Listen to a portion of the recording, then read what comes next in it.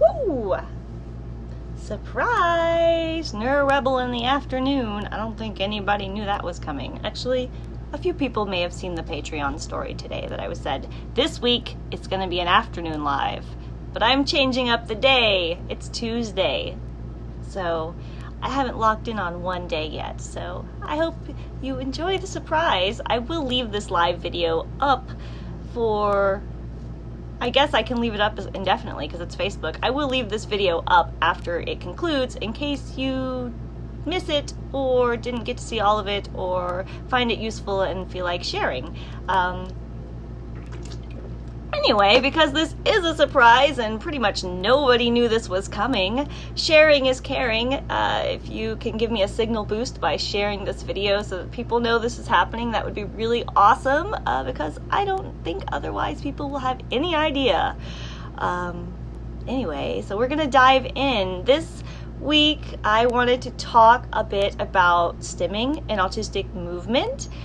Because I am a very, very stimmy autistic person, and that is one of the things people tend to notice about me first if they spend enough time with me, is that they say things like, you talk with your hands a lot, or you are very animated, or you don't sit still, do you? You know, these kinds of comments I've been getting my entire life, and because of that, this topic is very near and dear to me, and I thought I would get into it in detail. So hopefully I'll be here for maybe 30 to 45 minutes today. It is a Q&A, so if you pop questions into the little chat box as we go, I will pause at one point and try to address those, hopefully, if I can get through everything. I've got my notes prepared to keep me from going too off track, so we'll go ahead and dive in. First, I've got some of the most common questions I get, and I will go through these common questions, and if you have additional questions, let me know. So anyway, first I get the question from people who are new or don't know, what the heck is stimming? What is this stimming? And for words come out, mouth words. Okay, yeah. So stimming, is something that we specifically mention and call it stimming when it's an autistic people, but it is technically something that every human does to some degree. What makes autistic stimming, actually, and even animals can kind of stim, I will say. I think, like, if you see animals pacing in the zoo, they're stimming. I think animals stim too. I don't think even humans are the only ones who stim, but autistic stimming is specific to autistic people because of the frequency and the necessity to which we do it. It is just a part of how we experience and regulate the world and our emotions and sensory experiences, and we are just people who are often perpetually in motion. I know I am. Like, for example, earlier today I was on a webcast with a colleague, and we were talking about neurodiversity in the workplace, and we were talking about stimming, and I was just trying to be perfectly still and continue to articulate my thoughts as I am doing with you right now. And the minute I was still, I couldn't get a clear, continuous train of thought anymore. I can't. I'm thinking too much about being still. It requires too much mental energy. If I am relaxed, I am just moving. It is my natural ebb and flow. Stimming is like breathing. It just happens, and trying to be still is like holding my breath. How long can you have to do it? You can't think straight when you're concentrating on holding your breath, because all you're thinking about is holding your breath. Please don't make me do it. I can be still, or I can engage and listen. Not both. So, stimming. Autistic people, I said, the main difference is, we stim more often and more frequently than the rest of the population. But, you see, like, neurotypicals, they might tap a pin, or they might drum their fingers on the table. People, when they have excess energy, they move to get it out. Autistic people, we are getting our energy and our emotions and regulating our senses by moving. At least this is my experience. Let me know if this is your experience too. But so, for example, with me, if I am suddenly excited by something, like my hands are gonna go up and I'm like, oh, and I'm really, really happy, really, really, really, really happy, and all the happy comes out of my hands, really happy. I'm really, really happy, and it is just coming out. That's where the happy comes.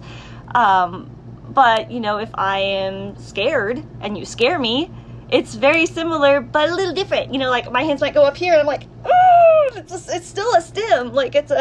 And that's an involuntary, instantaneous reaction. Or, I might, I'm often rocking back and forth and I'm not even realizing I'm rocking back and forth. If I'm really relaxed and I'm alone, I might start humming or talking to myself. Those are verbal stims, and those are just things that I do. But I can hold that in for a certain period of time, but it makes me a less productive human being, and it takes mental energy to hold that in. So I rather not. So can I just not? No, thank you. And so stimming, like I said, is often unintentional. And then sometimes, if I know I need to be more discreet, like right now, it looks like I'm being still, but you have no idea, under the table, my legs are crisscross applesauce, and I am doing this butterfly bounce thing, like really, really rapidly under the table, like this. This is happening under the table. You have no idea, right? I look like I'm being still. Or my fingers could be doing this off camera. You'd have no idea. It's quietly strumming. I'm strumming right now. I look like I'm being still, right? I'm not still. I'm never still. Something is always moving. And if I'm still, my brain is off, done. So like I said, it can be those involuntary movements that the body just naturally is doing to regulate everything. Or I can voluntarily engage in stimming, and it can act as something that is very soothing and very calming and very relaxing and very intentional. For as long as I can remember, before I was even diagnosed, I didn't know I was autistic. I didn't know this is what I was doing, but I would just jam out in the car to the same song on repeat, singing badly and doing weird hand dances in my car at the stoplights that were basically hand stimmy dances that I've always done. And it's things I can do on purpose to intentionally make myself feel better. As a kid, I loved staring into box fans and ceiling fans, and I enjoyed pinwheels a lot. Now I love, as an adult, you gravitate to things that are socially appropriate for adults. I have a lot of things that aren't. I have all kinds of fidgety goodies now. I don't care what you think is socially appropriate for an adult. If I like it, I got it. It's so fun. This is awesome. I love it. I don't care if it's for adults. It's for me. But also I like essential oils, and you can stim with just the strings on a shirt or a piece of jewelry. I often stim with my hair. Oh, doggy barking. Yeah. Hey, let's not do that right now. Pig. Psst. Sadie. Hang on a minute. Hey. No, ma'am. Come on. Come sit down. Go sit down. Go sit down. Go sit down. Go sit down. Go take a break. Go sit down. Go take a break. Good job. Okay. I'm back. What was I saying? Hang on. Notes. Refer to the notes. I used to do that in the car. Hang on. No, actually, it's a good time. I've been off track. Let me read your comments. Let me read what you guys are saying, because I've gotten off track, and this is a good time to pause. Oh yeah, I can totally relate. I can be still, or I can engage and listen, not both. Yes. I wish more schools would understand this. Yes. And the other thing that was bad about schools, is I would get punished for not being able to sit still, and one of the punishments, and I hear they're still doing this and it kills me, is taking away recess from a kid because they can't sit still. You punish a kid who needs more recess and more time running around and moving and regulating. Like, seriously, if I'm tired, I actually will stim a lot less because my body is regulated. Like, I stim more when I have excess body energy that hasn't caught up to my brain energy. Like, my brain gets burnt out faster than my body gets burnt out, and my body is dysregulated from my brain if I don't move enough. It's really important. I need to move enough. And like, if I'm not moving enough, I get to where I can't sleep at night and my sleep cycle gets disrupted. Everything gets disrupted. It's all interrelated. My sensory system gets disrupted. It's really bad. It's not a good thing. Yes, it's so fun to just be locked alone in the car with your favorite song on repeat over and over and over again. I love it. It's like one of my favorite things. And sometimes you're listening to the radio and your jam comes on and it's like, oh my gosh, it's my jam, or I haven't heard this in forever and I still remember every single word. And just those random little things. Like, music is like a big thing for me. A big intentional stim for me has always like been revolving around music, listening to music, singing to music. I can't dance. I have terrible balance. So I dance for me. It is not for anyone else. It is definitely not sexy or attractive, but it's fun. It's therapeutic. It's just something I do because it feels good. I don't care how it looks, although I'd rather not do it in public, but I'm getting to the point where I'm like, this is me, deal with it, because it feels good, do it. But I am not graceful. But I love dancing around and wiggling my body. It just feels good. I need movement. I was never really good at like team sports in school. I can't catch very well. I can't throw very well. My depth perception is, not great. I'm always running into things and bruising myself. Like, I'm not an athlete in the traditional sense, but certain kinds of activities like solo sports that you do on your own have been good for me. I was really into aerial silks and acrobatics. I've been really into yoga. I was really into circus-style hula hoop dancing and fire dancing, because these are things you can like sit alone and teach yourself with YouTube videos. And they're very stimmy activities, like hula hooping. You're just sitting there, going in circles over and over. And it's such a great stimmy activity. I actually still have the hula hoops in the bus, and I want to get them out soon. But we're all supposed to stay indoors and not go anywhere. So maybe there's no room to hula hoop in here. Well, something might get broken. I could try. Yeah, that would be a funny video. I'm not going to do it right now. Trying to hula hoop in the RV. Not advisable. Let me read, you guys. Let me read.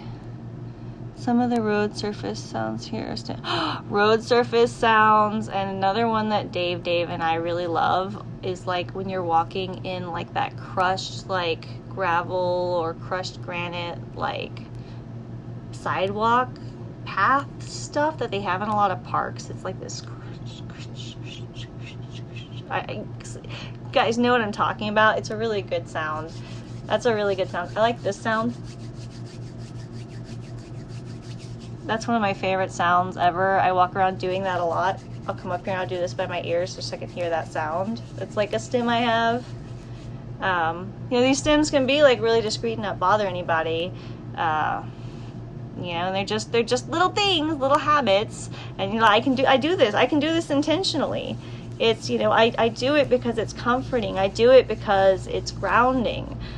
Before I found out I was autistic, I had already gotten really, really into yoga and meditation and mindfulness and all of these things that are meant to help try and help you slow down in life and be in the moment and take some breaths. And really, I was dealing with anxiety and had no name for it, and it was really not good. Anxiety is not good, especially if it's left unchecked. It just kind of wreaks havoc on your life. And when I was diagnosed autistic, I also had got an anxiety diagnosis with it. And at first I kind of was like, nah, I don't have anxiety. And eventually when I let that when that actually sunk in and I like accepted that I really had anxiety issues too, it was one of the best things ever, because the autism diagnosis, I really just kind of needed to adjust my life and live a more autistic lifestyle, and I got on with my life, and my life has gotten so much better since I know now. But the anxiety really was causing me stress and making my life not as good and impacting my relationships in a lot of really bad ways. So getting the anxiety under control has just been so important and so essential. And it's not perfect. I'm not perfect. I still have days where things aren't great, but every day's a little better, and you slip into your dark place mindset where you're kind of stuck and everything seems worse than it really is, and you're telling yourself you're a crap person and you're good at everything, and then it's to the point where those time periods last shorter and shorter because you realize they're happening, and you're like, oh, this is that thing again, it's just my head's lying to me, okay, and you get out of it, you snap back quicker.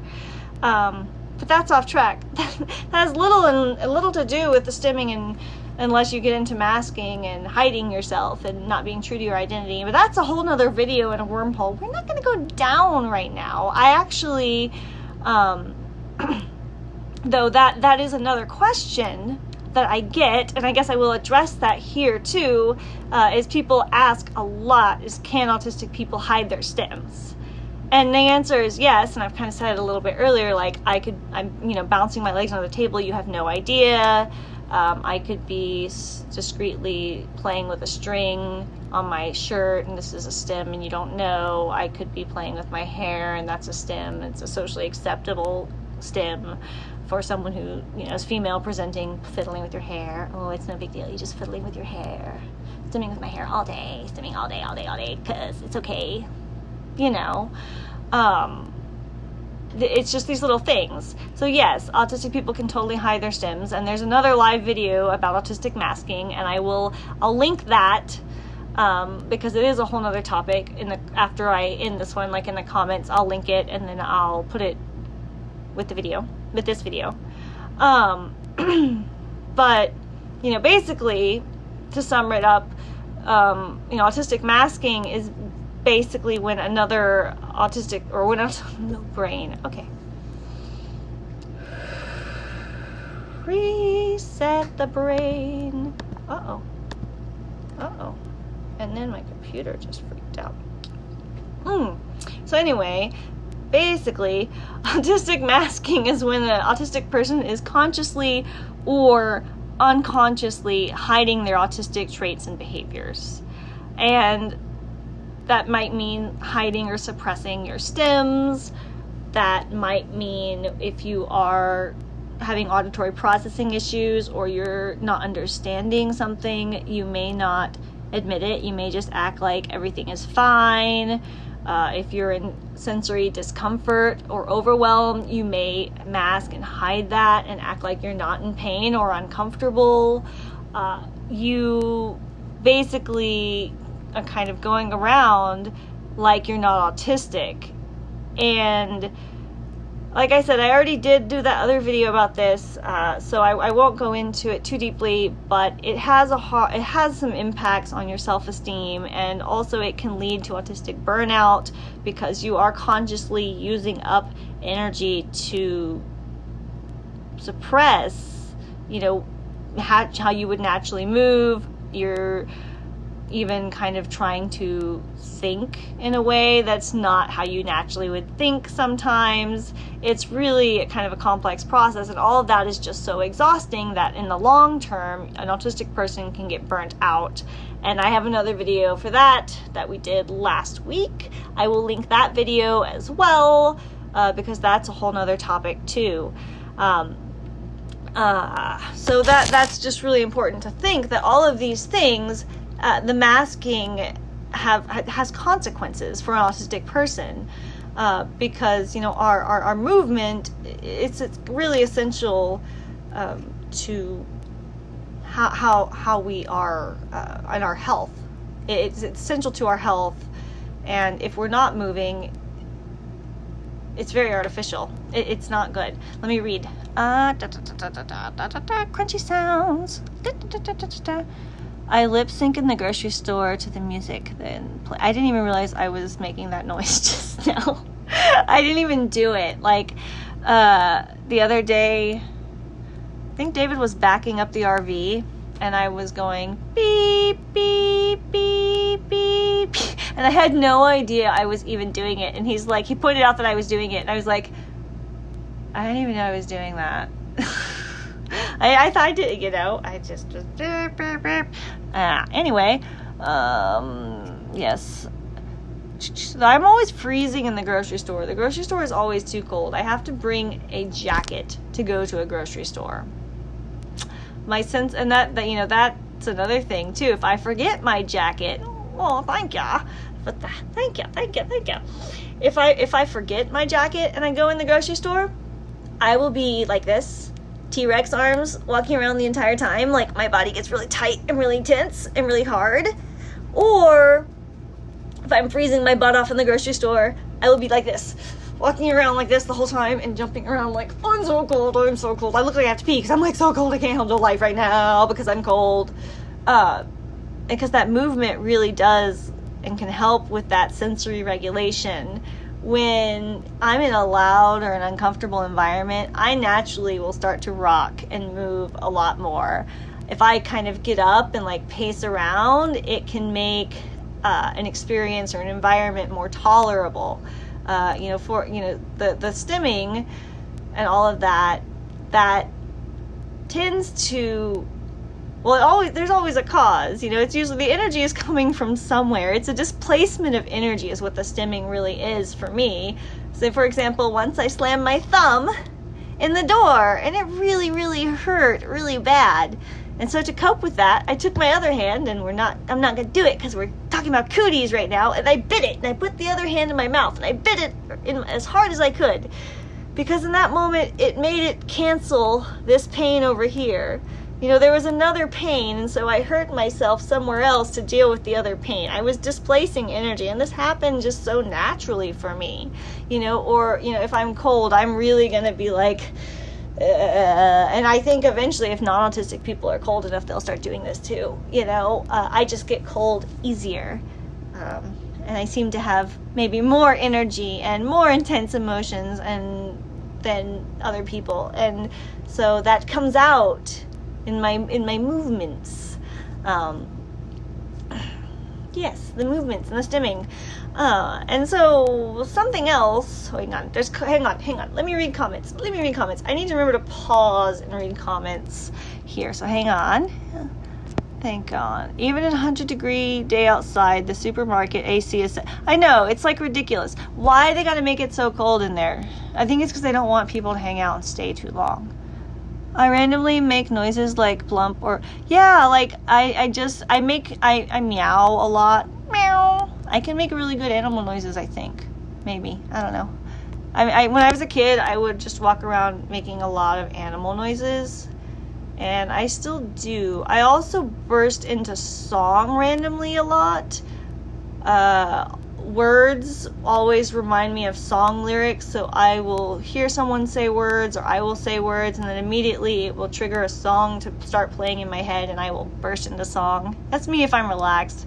If I'm not masking, that's just what I do. I'm a sensory being. And music is, like I said earlier, a really huge part of that experience for me. If my arms are cold, I'm miserable. I know. Okay, tell me, does anyone else hate this sensation? Is the worst sensation on the planet is when you're just get out of the shower and your skin is wet and there is air circulating on your skin. It is death. It is the worst feeling ever. And I hate the feeling of like air circulation or movement on my arms. Like I almost always have them covered. I was wearing a sweater right before I started the live, but it was covered in dog hair, so I took it off and put it on the other side of the table. But my arms are usually covered, but they're not right now. But they were covered all day because I like to have something covered on my arms. I don't like air touching my skin. It's like, and I see, and the other thing that pops into my head a lot now too is like movie things. And so I heard air touching my skin, and I thought of like Castaway, the air got to it, and it, like that movie quote popped in my head like right away as soon as that. And then there was like I don't like touching, and I thought of Moulin Rouge, I don't like people touching my things, and like all these movie things are like always popping in my head, and all these songs, like these things are just happening. My brain is a bunch of sound bites. It is the reality of being in my head. Again.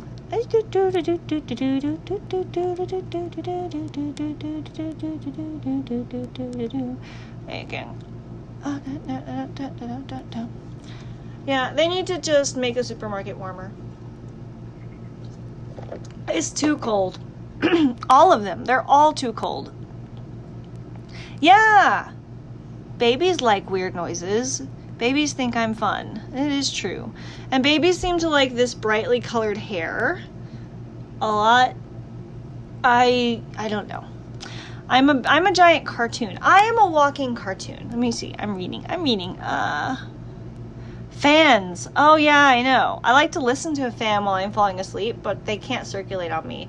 And Dave is the opposite sensory thing. He is hot more and he likes fans.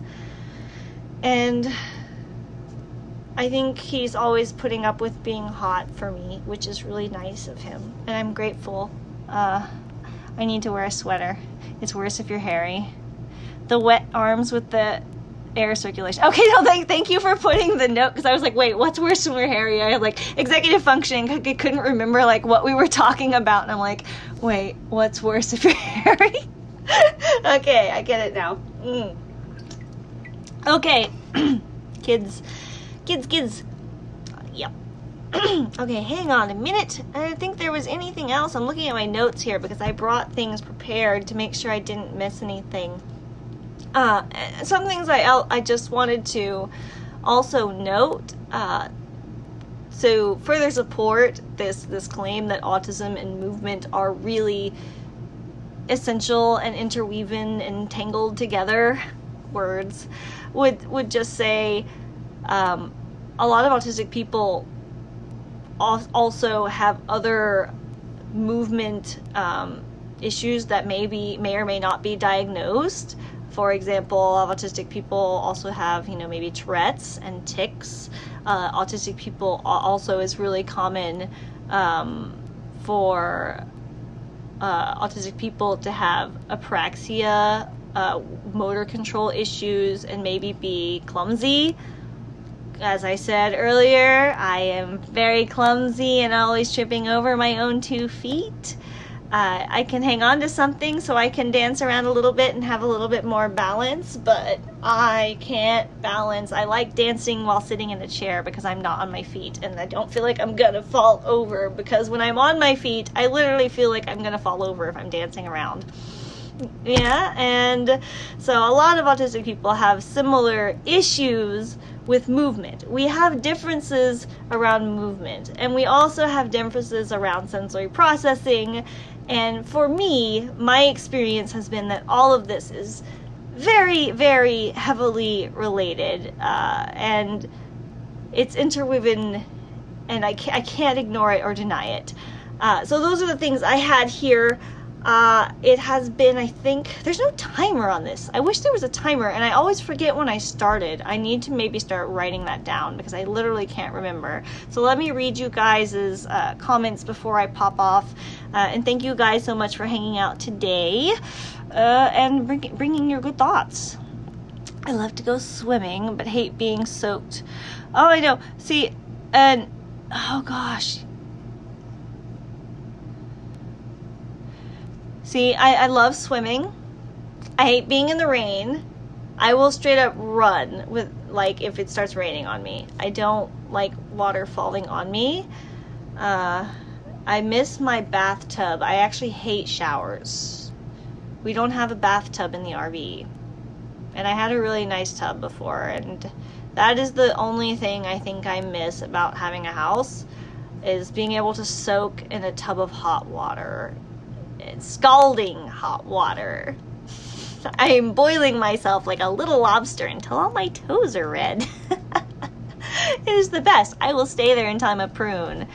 I miss it. But anyway, that's another sensory thing. That used to be my sensory retreat at the end of a long, hard day, was to go retreat into a nice tub of scalding hot water full of essential oils and bath bombs.